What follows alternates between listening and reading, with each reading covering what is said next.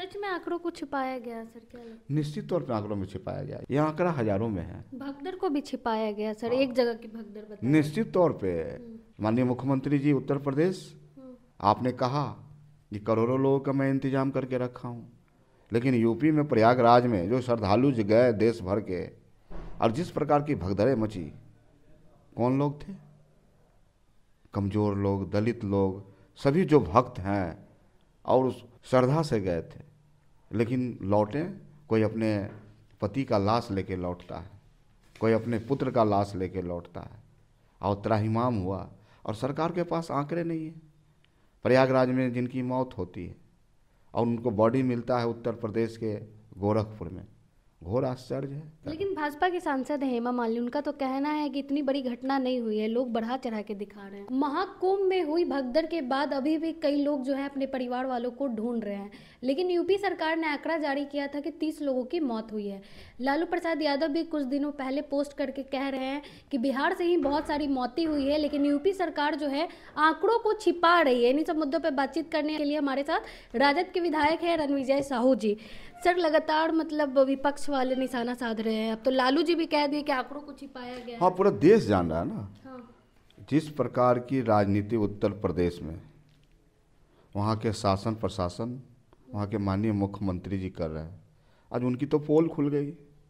लंबी लंबी बातें, जिस प्रदेश में जाते हैं ध्रुवीकरण की बात करते हैं। साहब, देश सबों का है। बापू ने इसलिए इस देश की आज़ादी दिलाई थी कि हिंदू मुस्लिम सिख ईसाई सब है आपस में भाई भाई, लेकिन ये नफ़रत की बात करते हैं। वो जानते हैं कि नफ़रत की बात करेंगे, भाई भाई को बांटेंगे, ध्रुवीकरण की बात करेंगे तो हम अपने काम में सफल होंगे।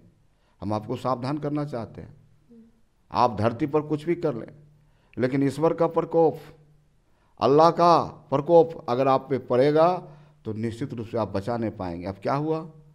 आपने कहा कि करोड़ों लोगों का मैं इंतजाम करके रखा हूँ, लेकिन यूपी में प्रयागराज में जो श्रद्धालु गए देश भर के, और जिस प्रकार की भगदड़ें मची, कौन लोग थे?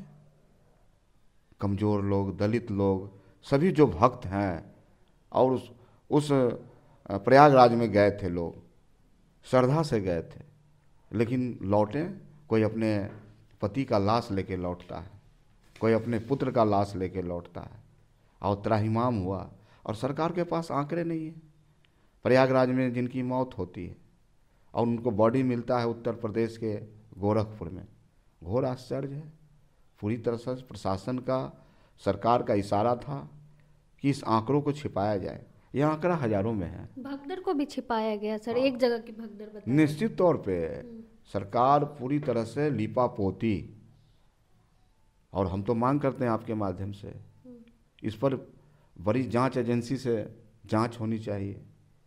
देश के सामने में आनी चाहिए बात कि आखिर कितने लोग मरे, कौन लोग थे, किनसे चूक हुई, इसके लिए जिम्मेवार कौन पदाधिकारी है। करोड़ों रुपए खर्च किए गए थे सर, क्या लगता है पैसा गया कहाँ? सुविधा तो मिली ही नहीं श्रद्धालुओं को। बंदरबाट है। अगर सुविधा होती और व्यवस्था किया होता, सरकार अलर्ट होती, गंभीरता दिखती उनकी, तो ये घटना नहीं घटती। ऐसा श्रद्धालु हजारों की संख्या में अंदर चले जा रहे हैं, तो आखिर इनका किनका विश्वास था? माननीय मुख्यमंत्री जी उत्तर प्रदेश, आप अपनी जवाबदेही से हट नहीं सकते हैं। तो रो रहे थे, उनकी वीडियो सामने आई भगदड़ के बाद। आप तो निश्चित तौर पे बिहार की जनता, देश की जनता, उत्तर प्रदेश की जनता कभी भी आपको माफ़ नहीं करेंगे। जो मासूम लोग थे, अभी भी लोग अपने परिवार वालों को ढूंढ रहे हैं। जो विधवा हो गए, जो बच्चा अनाथ हो गया, तो आप हर बातों पर राजनीति ना करें। देश की जनता, बिहार की जनता, देश सबों का है।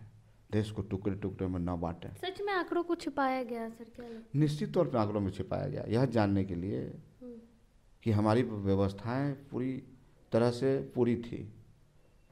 सरकार बैकफुट पर है, सरकार सकते में है, सरकार संशय में है कि आखिर मैं बताऊं तो मेरी पोल खुलेगी।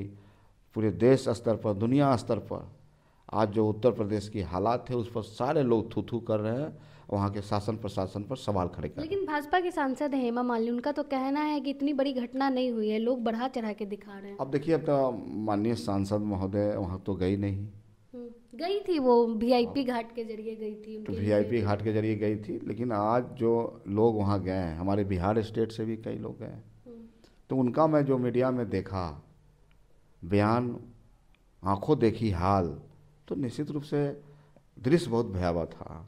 अभी भी उसको उसको आंका नहीं जा सकता, गंगा जी में जो है लाशों को फेंका जा रहा था, ऐसे वीडियो फेंका जा रहा है। तो कई तरह की ऐसी बातें हैं जो सरकार ने छिपाया है। लेकिन सरकार तो कह रही है कि बढ़ा चढ़ा के दिखाया जा रहा है, इतनी बड़ी घटना नहीं थी। अब तो दिखा सर, इस जवाबदेह कौन है इसके लिए? अपनी जवाबदेही लेनी पड़ेगी, और हमें लगता है कि अपनी जवाबदेही से कोई भाग नहीं सकता है। मतलब योगी सरकार पूरी तरह से फेल हो गई। निश्चित तौर पर पूरी इतना तरह से। बढ़ा चढ़ा के सर दिखाया जा रहा था कि 144 साल बाद महाकुंभ। हाँ, तो आज जो हालात हैं बेहद ख़राब हैं, और कहीं न कहीं उत्तर प्रदेश सरकार पूरी तरह से घिरी हुई है। चलिए, बहुत बहुत धन्यवाद। हमारे साथ राजद से विधायक रणविजय साहू जी थे। महाकुंभ को लेकर हमने इनसे बातचीत की। इनका भी साफ तौर पे कहना है कि जो योगी सरकार है वो आंकड़ों को छिपा रही है। बाकी आप क्या कुछ सोचते पूरे मामले को लेकर, अपनी राय कमेंट बॉक्स में ज़रूर दें। धन्यवाद।